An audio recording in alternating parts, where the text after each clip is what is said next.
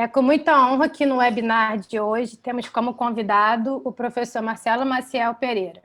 O professor Marcelo possui graduação em Engenharia Química pela Universidade Federal do Rio de Janeiro, mestrado em Engenharia Química pela Universidade Federal do Rio de Janeiro e doutorado em Engenharia Química pela Universidade Federal do Rio de Janeiro. Atualmente é professor associado da Universidade Federal do Rio de Janeiro e coordenador do Laboratório de Catálise e Energia Sustentável. Tem experiência na área de Química e Engenharia Química, com ênfase em cinética química e catálise, atuando principalmente nos seguintes temas: catalisador ácido de FCC, catalisadores de equilíbrio, metais e trapas metálicas, catalisadores metálicos e multifuncionais, zeólitas e sua preparação com auxílio da biomassa, energia da biomassa e principalmente novas metodologias para a produção de hidrocarbonetos verdes, emissões, sequestro e ativação de CO2. Obrigada, professor Marcelo, por aceitar o convite, e a palavra é toda sua. Olá, boa noite. Obrigado a Lúria, que fez todo o contato, obrigado a Suiane pela apresentação. Então, vamos nós. Eu vou colocar aqui a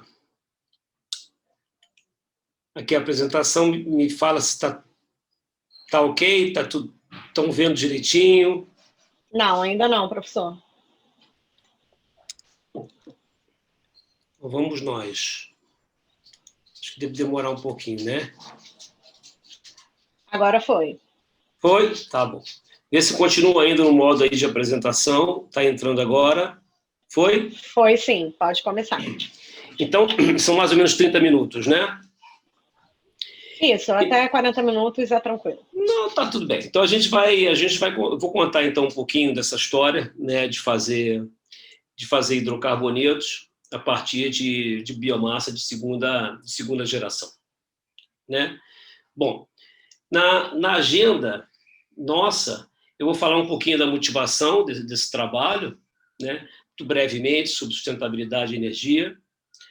Depois eu vou falar sobre a tecnologia que a gente vem desenvolvendo aproximadamente nos últimos 8 anos, no Estudo de Química da UFRJ, e, se der tempo, eu falo brevemente na atuação do grupo em outras estruturas de pesquisa.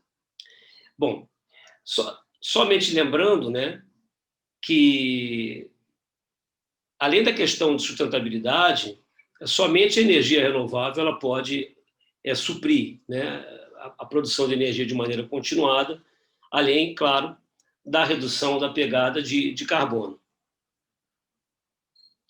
Então, meu foco vai ser mais na produção de combustível, energia, e me ater menos nas questões ambientais. Bom, primeira coisa é que a energia tem mudado a história do ser humano, né? Desde o começo, pelo menos mais de 1,5 milhão de anos atrás, até os dias de hoje. E não só isso, ela tem também mudado, inclusive, a morfologia maxilar e etc. E, claro, nos proporcionado uma série de confortos, viagens, climatização para a vida moderna. Mas nós temos um pequeno problema, né? O problema é que, com o crescimento da população, com o crescimento do padrão de consumo, a emissão de CO2 está longe de ser resolvida. Então, simultaneamente, a necessidade de produzir energia de maneira contínua, eu tenho também um aumento enorme da quantidade de CO2 emitido na atmosfera. Hoje, há mais de 10 pentagramas de carbono, ou seja, 10 a 16 gramas por ano. Bom, e o potencial do Brasil é extraordinário, né? Primeiro, nessa transparência, eu quero mostrar que o consumo de energia mundial é aproximadamente 10 vezes menor do que aquilo que a fotossíntese pode nos prover. E que o Brasil tem um potencial realmente muito grande. Somente em resíduo, hoje, só com 0,4 bilhões de toneladas de uso de resíduo da indústria de agricultura, a gente conseguiria produzir aproximadamente 1,6 milhões de barris de biopetróleo equivalente por ano, né? 1,6 milhões de biopetróleo por dia. Nosso processamento hoje está em torno de 2 milhões. Agora, o potencial do Brasil ele vai para mais de 4 milhões de barris por dia. Então, a gente poderia não só ser autossuficiente no petróleo verde, e como também ser um exportador de energia. Bom, essa história da energia, esse caminho, ele no centro tem a catálise. Né? A catálise hoje ela domina praticamente 90% dos processos químicos, petroquímicos, farmacêuticos do mundo. Então, ela serve para transformar o petróleo em gasolina, em todos os combustíveis que a gente utiliza no cotidiano. Existe uma maciça estrutura por trás dessa produção de combustíveis. Né?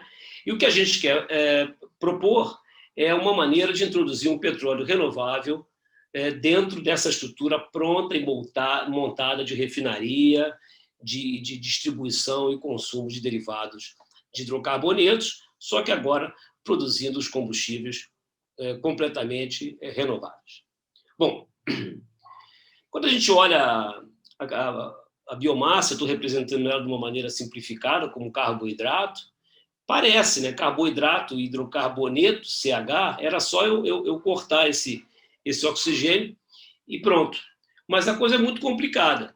Quando eu olho a estrutura, né, da celulose, da hemicelulose, da lignina, a linkagem, etc., não vou entrar em detalhes sobre isso, e a transformação dessa matéria que eu estou chamando de biomassa em hidrocarbonetos precisa de uma sacação especial. A biomassa é pouco densa, tem uma linkagem, se você aquece demasiado, ela dá uma série de produtos indesejáveis.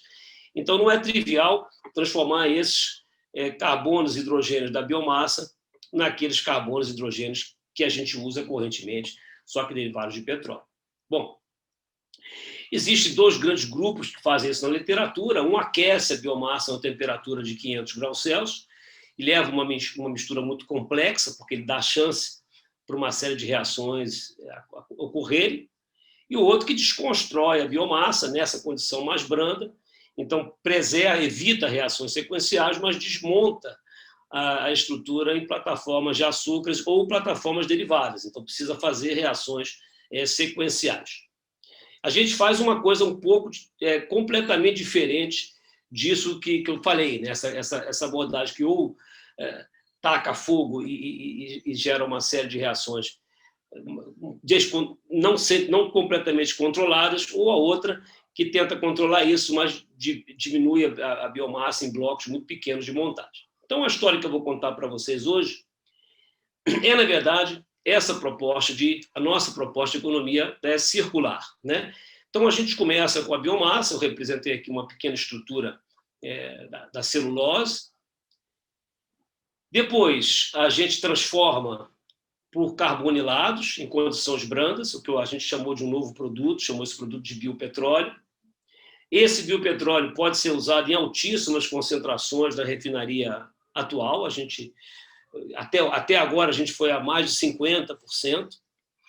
Né? E, claro, vou produzir os hidrocarbonetos convencionais para uso como petroquímico, querosene de aviação, gasolina, etc., que depois, uma vez utilizados, produzem CO2 e assim a gente completa esse ciclo. Muito bem. Então, eu vou dividir o problema em dois blocos. O primeiro bloco é a produção do biopetróleo e o segundo bloco é a conversão do biopetróleo e compostos derivados em hidrocarbonetos. Muito bem. A reação, ela hoje está no nível pilotinho de bancada, ou seja, 60 gramas de biomassa, sem muito problema. Ela é flexível ao tipo de biomassa. A gente começou todo esse trabalho com cana-de-açúcar, mas hoje já está estendendo a diversas outras biomassas. Todo o trabalho inicial foi feito com acetona, mas também é flexível a outros carbonilados. E o escalonamento foi relativamente fácil. Né? Então, o catalisador é um pouquinho de ácido sulfúrico, em concentração 0,1%, 0,05%, depende da condição. Então, esse biopetróleo ele tem uma estabilidade razoável. Né? Isso aqui é para mostrar o adensamento, que são 5 gramas de bagaço de cana-de-açúcar e os mesmos 5 gramas de biopetróleo. Aqui é a densidade do biopetróleo, em torno de 1,1, 1,2. Aqui são dados do petróleo na parte de baixo. A viscosidade é razoável, ou seja, eu consigo bombear esse biopetróleo tranquilamente a 40, 50 graus Celsius. Então, significa que eu tenho agora essa carga que eu posso utilizá-la na refinaria. Bom, a conversão, a gente consegue fazer conversão completa. Isso foi o resultado de uma tese de mestrado da Débora, já está publicado na literatura, tem uma patente também sobre isso. Então, aqui são curvinha com pontinho vermelho, é um tipo de bagaço de cana-de-açúcar, a curva azul é outro tipo, são diferentes. Então, para esse bagaço que tem é um pouco mais fácil de ser convertido, a gente chega à conversão completa, carboidratos são 75%. Então, a grosso modo, a 130, 130 e poucos graus Celsius, a gente consegue converter todos os carboidratos. Aqui a gente já está na casa de 90% a 140 graus Celsius. E o azulzinho, um pouquinho mais difícil, os carboidratos vão ser completamente convertidos na faixa de 150 graus Celsius. Bom, aqui a gente também consegue mostrar que eu consigo, primeiro, nessa barrinha lilás, eu tenho um derivado da hemicelulose, são pentoses. Então, primeiro eu extraio os açúcares de 5 carbonos, né, junto com um pouquinho de açúcar de 6, e no segundo bloco, isso é um dado, depende da temperatura, esse dado foi feito a 120 graus Celsius. Eu extraio, então, os derivados da celulose. Claro que a gente fez um modelo com isso, tem muito mais caracterizações que nos possibilitaram entender um pouquinho como é que essa biomassa é convertida em biopetróleo. Mais ou menos é assim, né? Aqui eu estou fazendo uma pictória da biomassa que eu incluo a lignina, eu incluo a hemicelulose, a celulose amorfa, que são esses cabelos meio enroladinhos aqui que nem o meu, né? E a celulose cristalina. E a gente fez difração de raio-x, uma série de coisas para poder mostrar isso daí. Então, primeiro, a gente remove... Bom, a gente já se determinou mais de 40 compostos. Quer dizer, a gente começa desde monossacarídeo até tetrassacarídeo, né? Com diversos graus de cetalização. Então, primeiro, vai a hemicelulose, sempre sai um pouquinho da lignina, né? Depois vai a celulose amorfa, a celulose cristalina, e no final fica um resíduo majoritariamente composto de celulose, que isso aqui é a foto da microscopia antes, e aqui é a microscopia depois da reação com o bagaço já completamente consumido, né? Em termos de composição, majoritariamente a gente tem os acetais, né, derivados aí da linkagem de hemicelulose com lignina, um pouquinho de derivados também da lignina. Então, só para mostrar que a gente tem... Alô, tudo bem? Tudo bem por aí? Escutei uma pergunta, alguma coisa? Não, está tudo bem? Não, pode continuar, professor. Então, só para mostrar que a gente tem conversão completa, fração majoritária, fração de acetais, né? Então, é mais ou menos isso. E isso é flexível ao tipo de biomassa, né? Até agora a gente já viu isso com a cana-de-açúcar, um pouquinho com a madeira, fibra de coco, enfim, estamos indo. Agora eu vou mostrar a segunda parte do trabalho, que é a conversão desse biopetróleo ou de compostos representativos em hidrocarbonetos. Então, a gente basicamente fez dois tipos de processo. Um processo de craqueamento catalítico, né? Que é a maior unidade de conversão nas refinarias, a gente chama de unidade de FCC, e fizemos também uma hidroconversão, né? Onde você já usa um pouco de hidrogênio, um catalisador bifuncional, que tem metal e tem zeólita. Então, eu vou mostrar agora sobre a ótica da conversão 4 exemplos, né? O primeiro exemplo, eu vou mostrar o que foi a nossa primeira publicação em 2014, que é uma molécula marcada. Estou mostrando nesse exemplo que não há dúvida que os carbonos da biomassa, porque a gente trabalhou com os carbonos 13, são convertidos em hidrocarbonetos. Depois, eu já próximo, isso foi um exemplo simples, onde isso aquecia, né? O objetivo aqui era só mostrar a conversão de carbono verde para os meus meus produtos. No segundo, então, o meu foco já vai ser a obtenção de insumos petroquímicos, como olefina, benzeno, tolueno e xileno. No terceiro, a gente está um pouco mais amarrado à condição da refinaria, portanto, essa carga vem misturada ao gasóleo brasileiro, um gasóleo muito difícil de ser processado, tem grau API 20, 21, 22, e a gente demorou quase 6 meses para fazer o laboratório converter esse gasóleo, que é mais difícil do que a própria carga renovável que a gente utiliza. E depois, no quarto exemplo, a gente vai fazer uma hidroconversão. Pela junção desses processos, vocês vão ver que a gente consegue fazer praticamente tudo. Gasolina, querosene de aviação, diesel e insumo petroquímico. Então, meu foco principal vai ser o foco do craqueamento, que foi onde a gente começou com essa pesquisa. Essa aqui é uma unidade de FCC. Aqui a gente tem uma unidade miudinha da tese de doutorado da Joana, acabou tem 3 anos atrás. O reator tem um pouco mais de 70 centímetros, é um pilotinho de laboratório, mas já dá para a extrapolação desses dados aí para a realidade industrial já é bem conhecida.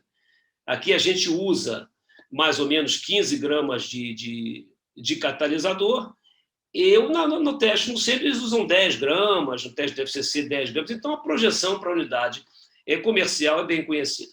Bom, como é que funciona mais ou menos a unidade de FCC? Ela tem um reator que converte a carga por muito pouco tempo, são cargas que em torno um pouco menos do que 30 átomos de carbono. Isso aqui é um catalisador, você olhando assim parece uma areia, é um pó, né? É fabricado inclusive no Rio de Janeiro, na fábrica carioca de catalisadores. Isso tem um centro ácido, ou seja, nessa junção do silício, oxigênio e alumínio, eu crio um centro com característica ácida que é capaz de protonar os hidrocarbonetos. A gente tem estudos fundamentais no laboratório que marcam as moléculas, a gente substituiu o hidrogênio por deutério, então a gente também tem um pouco de estudo sobre a questão fundamental de catálise, né? E aqui uma microscopia, né? Mostra espécies de alumínio fora da rede. Eu estou falando de uma maneira genérica, depois vocês ficam à vontade para perguntar. Então, o primeiro exemplo que nos fez ir à frente é essa molécula. Esse aqui é um diacetal da glucofuranose. Todos os açúcares, todos os carbonos da glicose são carbonos 13, e os carbonos do grupo isopropiridênico têm uma distribuição isotópica normal. Então, a gente fez o teste utilizando a molécula marcada e fez o teste utilizando a molécula com distribuição isotópica normal. A distribuição isotópica normal são os dados em branco, são as barrinhas. A gente contou os carbonos 13 baseado nos dados do espectrometria de massa. Então, é só para mostrar que xileno, tolueno e naftaleno são extremamente enriquecidos em carbonos 13. Chega até alguns casos que todos os átomos desses aromáticos são compostos de carbono 13. Então, isso foi a primeira prova de conceito de que a gente estava convertendo os carbonos da biomassa utilizando um catalisador ácido. Fizemos isso com 3 zeólitas, uma zeólita faljazita, que é, quando produzido no laboratório, a zeólita Y, uma zeólita beta e uma zeólita ZSM5. Então, isso a gente foi à frente, se passou um par de anos, até que a gente passa pelo leite fixo, que eu não vou mostrar os resultados aqui, e vou mostrar os resultados lá na plantinha já fluidizada, que é aquele reator de 74 centímetros que eu mostrei na figura anterior. Quando a gente observa isso, e esse aqui ainda não está otimizado, mas a gente já usou uma zeólita específica, né, que era uma zeólita baseada em ZSM5. Então, a gente observa, por exemplo, que a seletividade em monoaromáticos chega a 87%, né? E eu consigo converter concentrações altíssimas de composto renovável. Isso é um teste modelo, que eu misturo o N-hexano com um composto representativo do biopetróleo, a gente consegue fazer conversões até 70%, utilizando 70% de biopetróleo, de um composto desse biopetróleo. Depois a gente vai mostrar que eu consigo fazer, inclusive, uma estrutura combinada, para no futuro ficar livre, se for necessário, de carbono não renovável. Queria chamar o destaque para o baixo coque. Eu tenho coques de 2% a 7%, isso é muito baixo quando você compara com cargas oxigenadas na literatura, né? quase uma ordem, em alguns casos, uma ordem de magnitude menor, né, e a alta seletividade para aromático. Quando a gente faz agora essa distribuição, eu queria lembrar que esse composto modelo tem carbono, hidrogênio e oxigênio. Ele produziu, então, 43% de hidrocarbonetos, majoritariamente aromáticos, mas também olefinas como buteno e penteno e propeno. Então, quando eu faço a eficiência em base carbono, ela fica altíssima, porque se eu descontar os oxigênios, dos 65 átomos de carbono e hidrogênio, eu consegui converter 43, e ainda sem otimização, né? Ok? Agora eu vou mostrar o segundo exemplo, onde eu estou focado no coprocessamento na refinaria. Portanto, eu estou amarrado à carga da refinaria, amarrado à relação catalisador-carga da refinaria, temperatura e o próprio catalisador, que é um catalisador comercial baseado na zeólita Y. Então, aqui eu fiz a relação catalisador-carga em torno de 6. Eu estou representando aqui uma mistura de 38% de biopetróleo e 62% em gasóleo, mas a gente consegue até processar 2/3 de biopetróleo para 1/3 de gasóleo. Não apresentei aqui, mas se quiserem perguntar, eu tenho o dado lá no backup. E eu mostro o primeiro ponto, né? Eu tenho 12% de conversão do meu biopetróleo para coque. Isso está muito próximo ao que a gente observa no gasóleo. Majoritariamente eu produzo gasolina, 27%, aqui eu já descontei a contribuição do gasóleo, né? Água, né, na perda de CO2 na forma de água e na forma de CO2, LCO, que pode ser utilizado no tratamento sequencial para diesel, né? E fundos muito baixos. Os meus fundos são de 2%, o fundo numa unidade de FCC vai para mais de 10%. Muito bem. Então, só para vocês terem uma ideia, aqui eu tenho o gasóleo puro, que é o azulzinho, e quando eu estou misturando em diversas proporções o meu biopetróleo, eu tenho uma gasolina riquíssima em aromáticos e compostos com alta octanagem que são oxigenados. São álcoois cíclicos, cetonas cíclicos, né, que fazem com que a octanagem da nossa gasolina fique da ordem de 100. Né? Então, eu queria chamar como destaque o baixo coque, alta quantidade de gasolina, baixo fundo. Eu também produzo um pouquinho bastante GLP e leve, eu falo um pouco mais de metano do que o petróleo, então perde um pouquinho, talvez compense, né, o que a gente faz menos de pesado, a gente compensa um pouquinho no metano, mas que tem valor agregado. E é sempre bom lembrar que a nossa carga não tem nem enxofre nem nitrogênio. Então, dependendo, a gente também espera uma diminuição das emissões de SOX e NOx ao se misturar um petróleo renovável, que eu chamo de biopetróleo, com o petróleo convencional. No último exemplo, eu vou mostrar aqui uma hidroconversão, ou seja, eu peguei o meu tanto biopetróleo ou com composto modelo, coloquei num reator de batelada, né, a temperatura aqui são 250 graus, o catalisador a gente testou vários, esse aqui é um exemplo de um catalisador de Palladius ESN5, também tem modificações com metais, modificações de mesoporosidade, né? Eu estou só dando um pequeno detalhe, que foi um pedido da Luri, por essa coisa de dar um enfoque no catalisador. Quero dizer a vocês que o catalisador é o centro de toda essa conversão, né? E que eles são os mesmos catalisadores utilizados para a indústria do petróleo. Então, aqui o que eu observo? Eu observo uma formação grande, mais ou menos 50% da minha carga vai formar compostos com mais de 7 átomos de carbono. A gente vai até, partindo de um C11, a gente consegue fazer C9, C10 como máximo, vai até C11. E esses são compostos ramificados, parafinas, isoparafinas e, sobretudo, cicloalcanos, com aplicação para gasolina de alta octanagem, de melhor qualidade, e também no querosene de aviação. Né? Então, a quantidade de coque também vale a pena notar, que é muito pequena.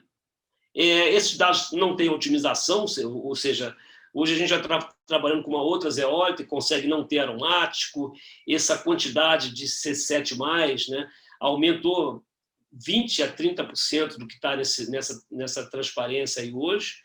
Então, tem grande flexibilidade de melhoramento, né? Isso precisa pesquisa, precisa investimento. Vale a pena a gente observar também que a gente tem alto grau de remoção de oxigênio. Então, a gente consegue produzir uma carga livre de oxigenado se o intuito for fazer hidrocarbonetos verdes. Em termos de rendimento, a gente tem 55% de rendimento para hidrocarboneto, 1,2 para coque, né? E vale a pena lembrar que, quando a gente considera em base livre de carbono, eu tenho uma eficiência de conversão de mais de 80% de carbono para hidrocarbonetos.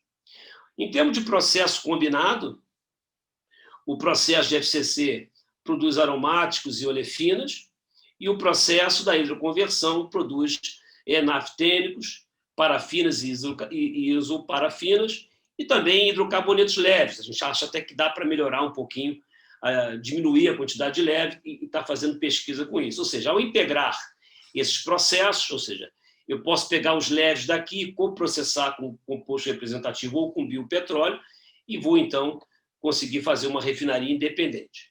Bom, o nosso foco inicial é utilizar a estrutura da refinaria, porque a gente ganha tempo. Então, mais ou menos um organograma de refinaria, eu estou colocando processos centrais.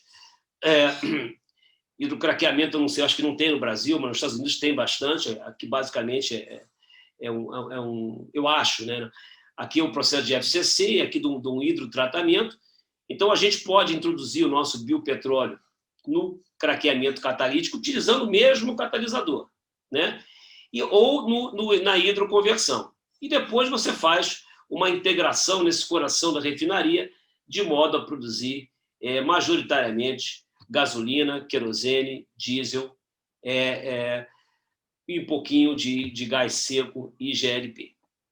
Eu fiz algumas estimativas econômicas, né, só para a gente não colocar a linguagem aqui, preliminares, né, porque eu acho que sempre é importante, embora essas estimativas elas estão baseadas aí no pilotinho de laboratório, né? Então, peguei dados, ainda sem otimização, acho que tem muito espaço para melhorar isso aí tudo, né? Então, eu estou aqui na refinaria, foco é gasolina, e no petroquímico, o foco é BTX. Aqui coloquei preço de mercado, né? E fiz uma estimativa de retorno conservadora, utilizando a unidade de FCC.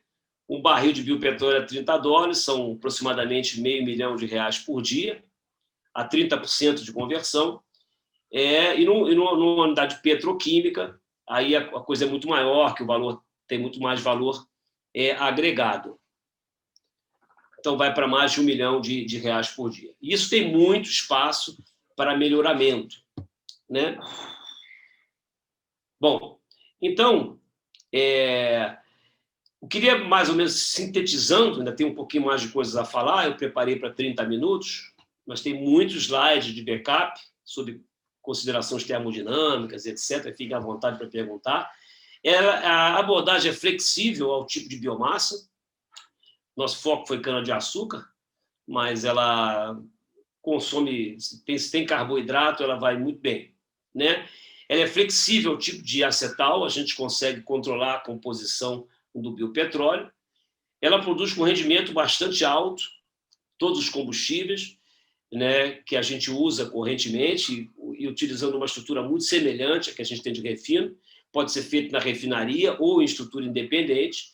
E o grau de maturidade está em pilotos de laboratório, ou seja, o FCC, eu trabalho com 15, 20 gramas de catalisador, 5 mililitros de carga, 3 a 5 mililitros de carga. A hidroconversão, já trabalho com um pouquinho mais, 10, 15 mililitros de carga, com reatores de 150 mililitros. E a produção do biopetróleo tem sido bem escalonada. A gente começou fazendo isso com meio grama, hoje já estamos com 60, sem o menor problema. É muito fácil, na verdade, né? O meu foco, embora o meu foco não seja discutir muito a sustentabilidade, eu gostaria de fazer uma reflexão final, antes de entrar um pouquinho na catálise das linhas complementares do laboratório. Aqui eu coloquei um logaritmo da população mundial, né, ao longo do tempo. Eu peguei esses dados desde muito tempo atrás e comecei a plotar isso de 1.600 até a previsão, né, que a gente não sabe se vai ter entre 9 e 14 bilhões de pessoas no mundo, né? Então, eu plotei um log quanto tempo. Aqui na direita, eu estou colocando essa mesma função, só que agora no crescimento de bactérias numa placa de Petri, né, que tem 4 fases. Uma fase onde ela se acostuma com as condições bióticas e abióticas, depois ela cresce exponencialmente, ela estabiliza e entra em declínio quando faltam questões nutrientes, etc. Então, queria fazer uma lembrança, que a gente tem hoje claramente eventos massivos, né, relacionados à mudança climática, que é uma pena que a gente deixar passar essa história, né? A gente tem a tecnologia que nos conquistou a longevidade e, creio, com potencial para ter uma vida melhor, e não deveria desperdiçar, né? Deveria focar em medir todos os impactos do nosso consumo e produção, uso e produção de combustíveis. Então, eu, no final, coloquei uma interrogação. Eu acho que a gente não é uma colônia, é um ser inteligente e vai reagir bem a essa mudança, né? E responder à altura, usando tecnologia para minimizar o impacto.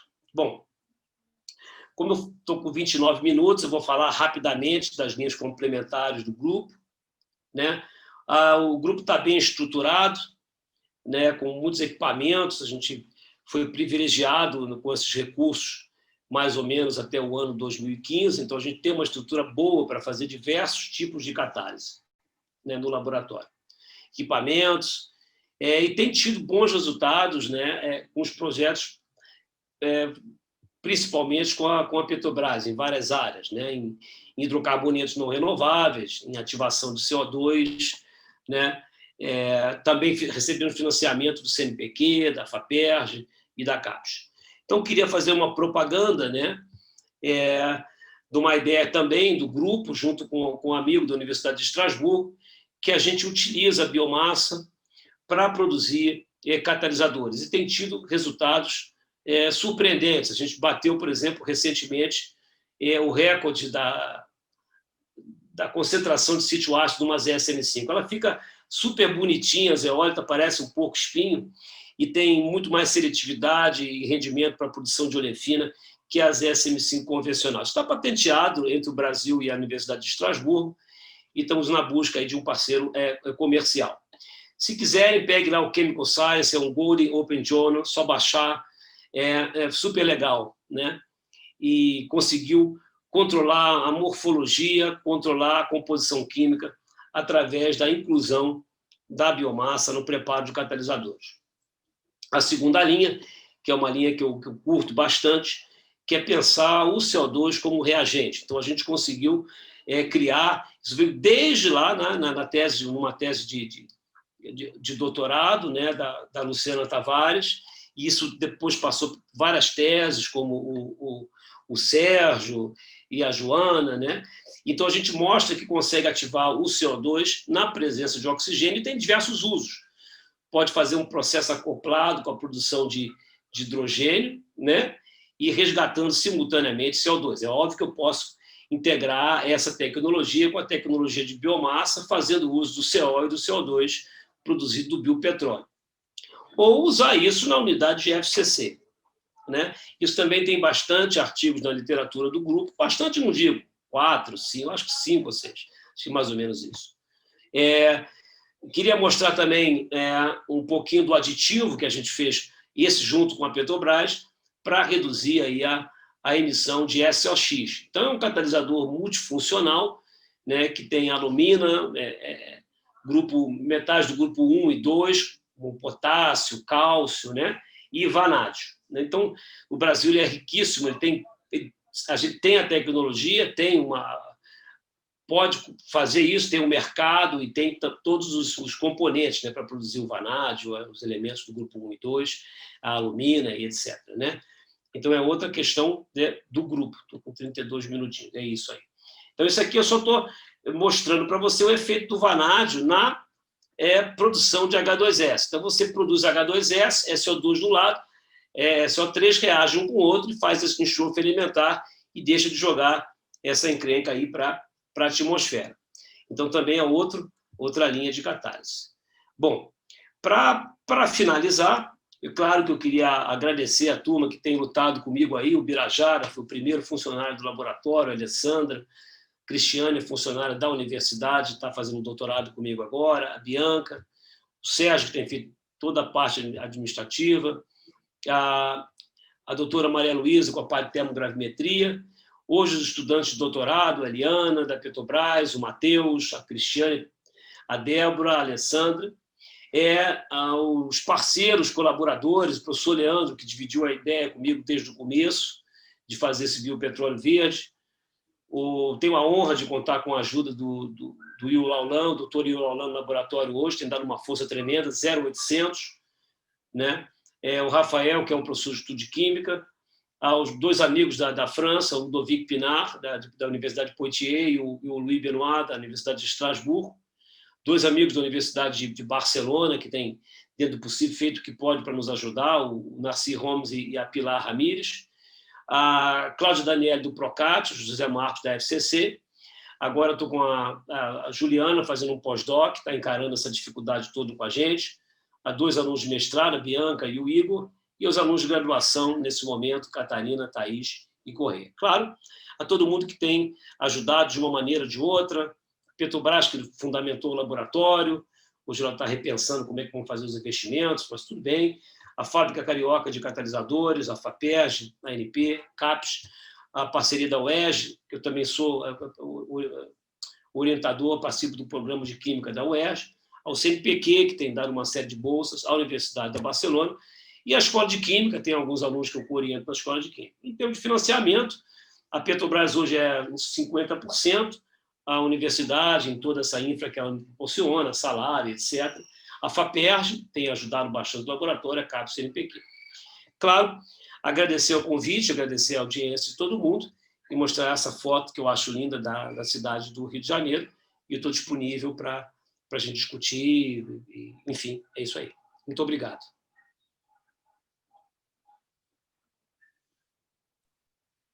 Obrigada, professor Marcelo. Vou passar para as partes das perguntas.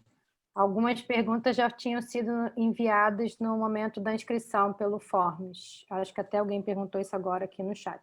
Eu nunca vi nada disso, hein? Só para dizer, mas vamos ver, vamos lá. A primeira pergunta é: como estão os investimentos em tecnologias de energia dos hidrocarbonetos no Brasil?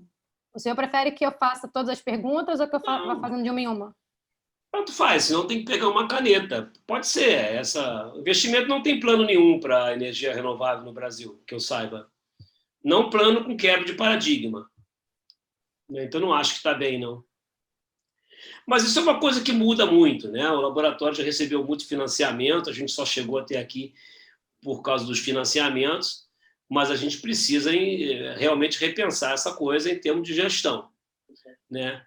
Até porque projetos como esse eles são complementares, eles integram o uso da biomassa à produção de combustíveis e energia. Então, eu vejo isso como uma coisa não competitiva com o alimento, mas complementar. Então, deveria ser mais discutido. Eu acho que falta até, inclusive, um fórum para a gente discutir isso de uma maneira mais estratégica de política de segurança nacional no Brasil.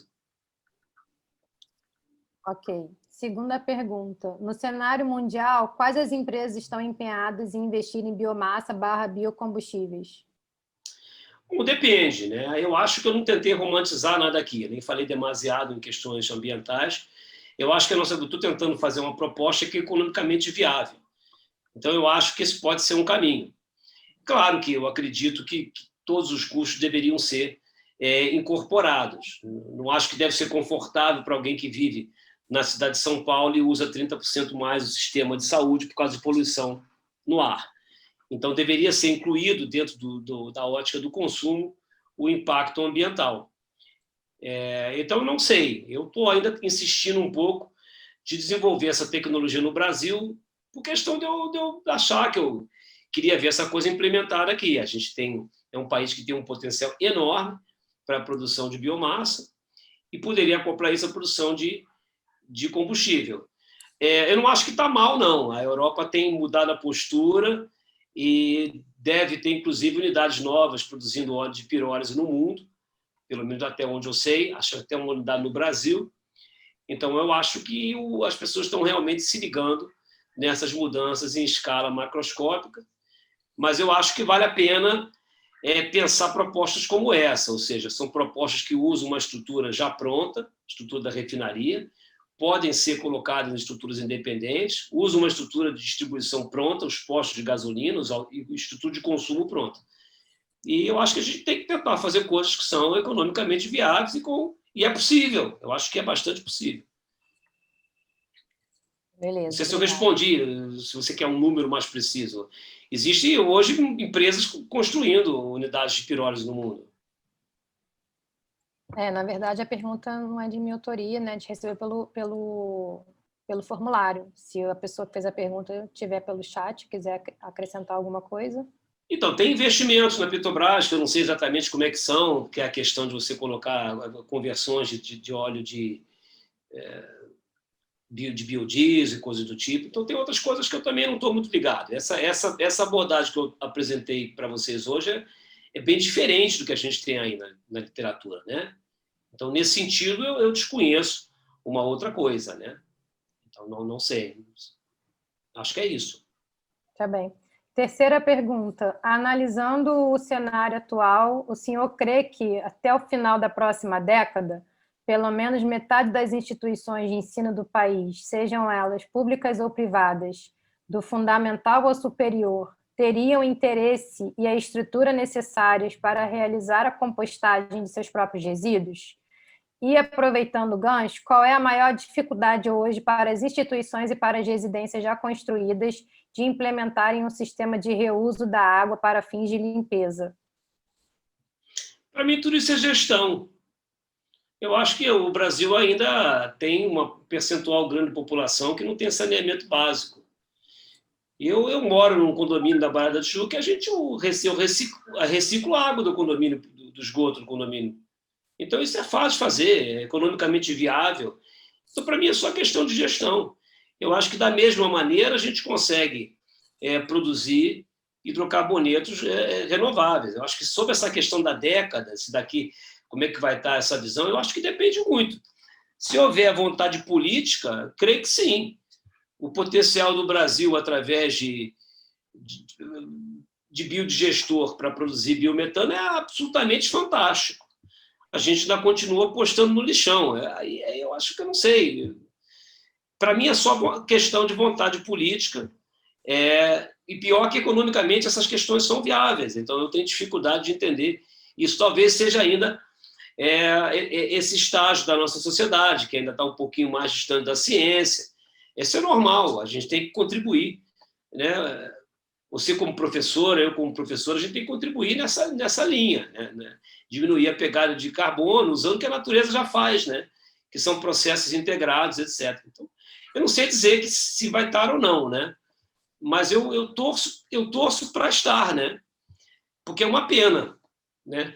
Eu costumo dizer que a gente conquistou a longevidade, né? Em 1915, a gente tinha uma expectativa média de vida de 55 anos. Hoje isso está na moda no Brasil, Hoje a gente está em 75, quer dizer, 70 no Pará, 79 lá no Rio Grande do Sul. E vai ser uma pena, quer dizer, deve ter várias pessoas jovens me escutando, e eu teria vergonha de contribuir para deixar o mundo pior para eles. Não há necessidade de fazer isso, né? Como eu falei na primeira transparência, a energia que a Terra recebe do Sol é pelo menos 10.000 vezes maior do que o homem utiliza no mundo. Ou, se você quiser, em área equivalente, isso é 5% do deserto de Saara poderia fornecer energia para toda a humanidade. Então, não consigo entender o porquê não. Eu acho que tem um time que as pessoas vão se acostumando. E, pelo menos, eu sou otimista aí nessa direção. Então, torço para que daqui a 10 anos a gente chegue no tal de 50% da compostagem, mas eu ainda não estou vendo vontade política. Vamos ver. Professor, qual é o pré-tratamento adotado para a biomassa no estudo? Nenhum. A gente pode usar a biomassa in natura da indústria de cana, pode moer, quer dizer, o efeito da moagem precisa ser estudado, né? é importante essa coisa. A pergunta do pré-tratamento é muito boa, porque ela é impeditiva de várias tecnologias, como, por exemplo, ela tem atrapalhado muito a produção do bioetanol de segunda geração, né? A gente usa uma roda química, então eu representei nesse gráfico aqui uma estrutura de oxigênio carbono, aqui no eixo Y, e uma relação hidrogênio-carbono aqui no eixo X, que eu coloquei a hemicelulose, que eu coloquei a celulose, e aqui eu coloquei a glicose, né? Estão aqui por cima, né? E aqui estão os nossos compostos, em termos de carbono e oxigênio. Então, ele não tem muito problema com isso, né? Então, talvez, dependendo da biomassa, por exemplo, poda, a gente pode ser que tenha que tirar alguns extrativos, mas essas como cana-de-açúcar, bagaço de coco e etc., não vejo nenhum problema, não. Então, a gente vai desconstruir isso sem ficar com blocos muito pequenos. A gente chega a ter blocos de até 35 carbonos, ou seja, de 8 a 35 carbonos, e aí, para um processo adequado, aqui nessa reta do X, eu tenho todos os hidrocarbonetos e consigo transformar esses derivados da biomassa, que estão presentes no biopetróleo, em tudo de hidrocarboneto que a gente tem. Então, muito boa a pergunta do pré-tratamento. E uma outra coisa que nos deixou contentes nessa abordagem é que a gente não precisa de pré-tratamento, então não terá os riscos, por exemplo, da tecnologia do etanol de segunda geração. Além do mais, como a gente tem mais ou menos uma fila, né? Primeiro vai a hemicelulose, depois a celulose amorfa e a celulose cristalina, e no final a lignina, a gente consegue até fazer um tipo de separação em função das condições da reação. Tá bem. Tem mais 3 perguntas. Tem estudos relacionados com a eficiência energética?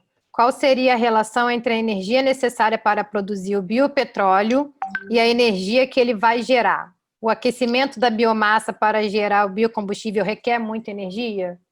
Muito boa pergunta. Bom, esses são processos brandos, então a gente utiliza temperaturas na faixa de 100 a 140 graus Celsius, 150, vai, para uma biomassa mais resistente. Isso é muito fácil de se produzir na indústria. 100 graus, 120 graus é um vapor muito barato, inclusive. Então, a gente precisa consumir uma pequena quantidade de energia no processo de conversão. A gente tem que quebrar as pontes de hidrogênio, fazer quebra da ligação glicosídica, etc., né? E depois tem a formação do acetal, que já libera um pouco de energia.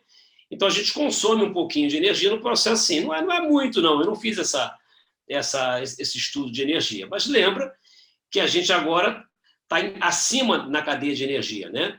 Então, a gente está produzindo um combustível que vai ser queimado, o CO2. Então, toda a conversão de biomassa em hidrocarboneto vai requerer energia, né? Mas eu queria mostrar uma questão importante num diagrama simples termodinâmico. Aqui no eixo Y, eu tenho entalpia padrão, eu não fiz estequiometria da reação, eu tenho entalpia, e aqui eu tenho entropia. Aqui eu tenho compostos na faixa da gasolina, né, isoparafinas, aromáticos, é uma região grande por aqui, e aqui eu peguei a celulose, né. Quando você faz processos como a pirólise, você sobe muito e gera reações indesejáveis, o que te faz consumir muito hidrogênio para acertar o problema que ela cria a priori. Então, a gente sobe, vai para a direita em termo entrópico e depois volta para a gasolina. Quando você faz gasificação, que é o que a Alemanha propôs fazer, uma empresa na Califórnia também, você gasifica essa coisa toda, você desconstrói essa biomassa em blocos muito pequenos, né? Tudo isso eu estou gastando energia, tá? E depois você gasta hidrogênio, você vai lá para a direita em termo entrópico e depois você volta. Se você faz a hidrólise para glicose, por exemplo, você vai um pouquinho para a direita, depois consome hidrogênio, tem que hidrogenar para chegar na gasolina. A nossa abordagem ela tem um caminho muito mais curto. Então, ela faz blocos mais inteiros e que, portanto, resultam, creio eu, nessas altas eficiências de carbono convertido para o hidrocarboneto. Então, tudo isso aqui eu gastei energia, depois, uma vez que eu tenho o meu hidrocarboneto, tem energia de sobra, ele vai virar CO2, e aí a mamãe natureza faz um grande serviço, que junto com a energia do sol e a água, ela faz a celulose, quer dizer, digo, a biomassa, e que depois vira hidrocarboneto, etc. Então, nesse ciclo de energia, a gente está com uma vantagem grande aí, e a energia majoritariamente vem do Sol, com um agente de transformação, que é a plantinha, ou, no nosso caso, a biomassa de segunda geração. Tem mais duas últimas perguntas aqui, se der tempo de responder todas. Gostaria de saber se a parte de preparação de catalisadores a partir da biomassa é o uso de feixes vasculares da biomassa ou é mudança morfológica da superfície? A gente fez isso de várias maneiras. A primeira patente, ela simplesmente adicionada isso com alumínio, é uma patente do FRJ, e a gente criou uma alumina mesoporosa, e aí a gente incluía a biomassa em fibra. Ela, no pH 9, 10, ela se desconstrói, então tem dois efeitos. No caso da alumina, eu tenho um efeito de textura, porque ela cria poros da faixa de 5 a 6 nanômetros, mas eu tenho um efeito de adsorção, porque ela cria um poro orientado, então ela cria planos específicos na superfície da alumina. No caso da zeólita, é mais complexo, né? Ela participa nos mais diversos processos, né? A gente, no caso da biomassa, ela tem efeito... Bom, aí no caso da biomassa, a gente fez com derivados de biomassa, derivados de açúcares, ligninas, etc. E também fizemos com a biomassa in natura.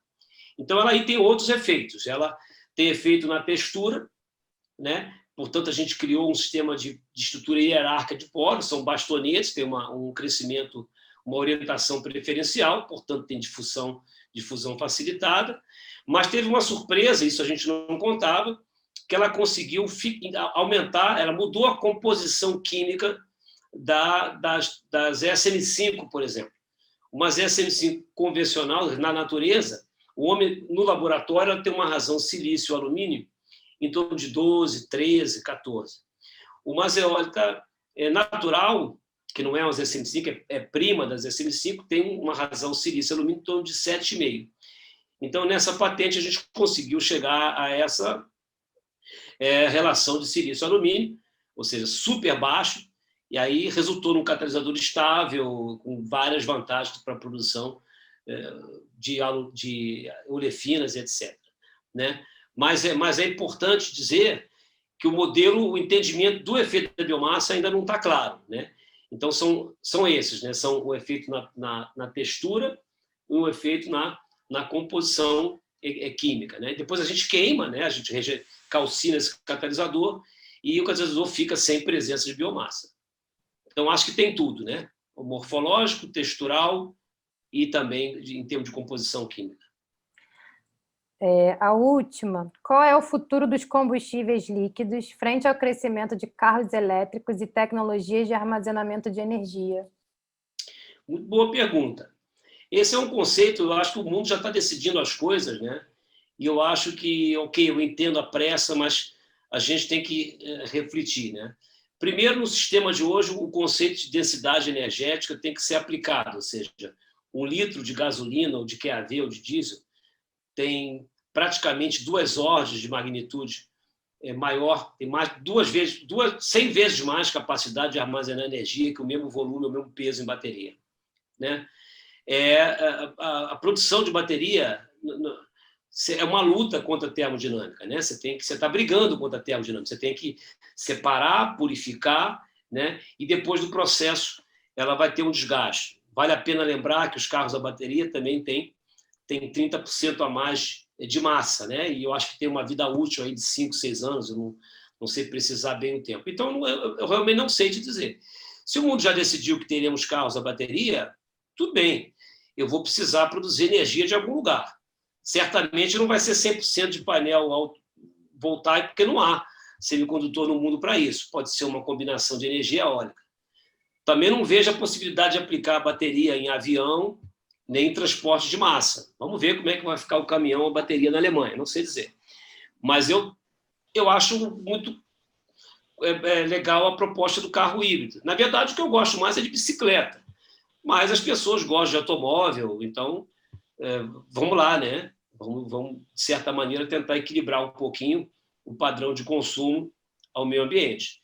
Então, não sei dizer, eu acho que as pessoas deveriam pensar e analisar um pouco mais toda a pegada de carbono antes de tomar essas políticas, né, macroscópicas de maneira premeditada.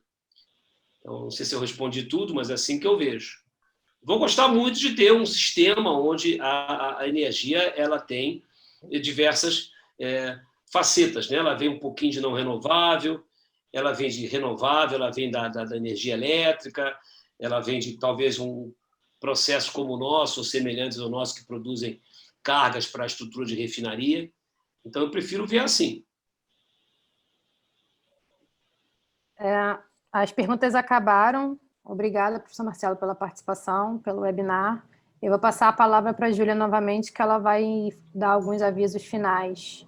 Eu que agradeço a oportunidade. Obrigada. É um prazer te rever e desejar sucesso aí, né, nessa luta que a gente vai tentando ponderar um pouquinho aí sustentabilidade e fornecimento de energia para a nossa sociedade. Muito obrigado.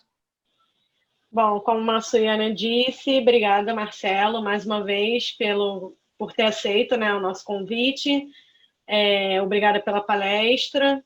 Eu vou pedir, se você puder parar de compartilhar, porque eu vou precisar compartilhar a tela agora. Tá bom, é só você me ensinar aqui, ver se funcionou. Vou sair aqui do meu vídeo, tá bom? Stop Tá, sharing. tudo bem. Isso, foi, obrigada.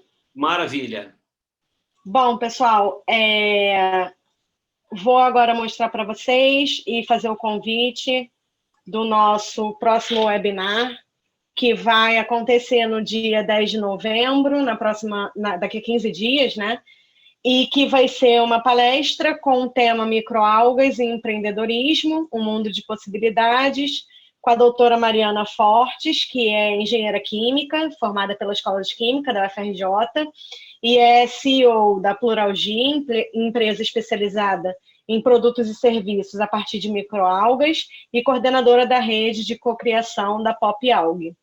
Então, a gente já deixa o nosso convite para quem está assistindo hoje a gente, e deixamos também os nossos contatos, Instagram, LinkedIn, o nosso canal do YouTube e o nosso e-mail para quem quiser entrar em contato conosco. Estamos abertos a críticas, sugestões, elogios e indicações para webinários, o que vocês desejarem entrar em contato conosco.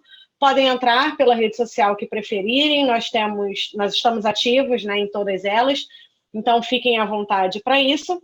E agradecemos mais uma vez a presença de todos, e lembrando que o link do formulário está no chat daqui do Zoom.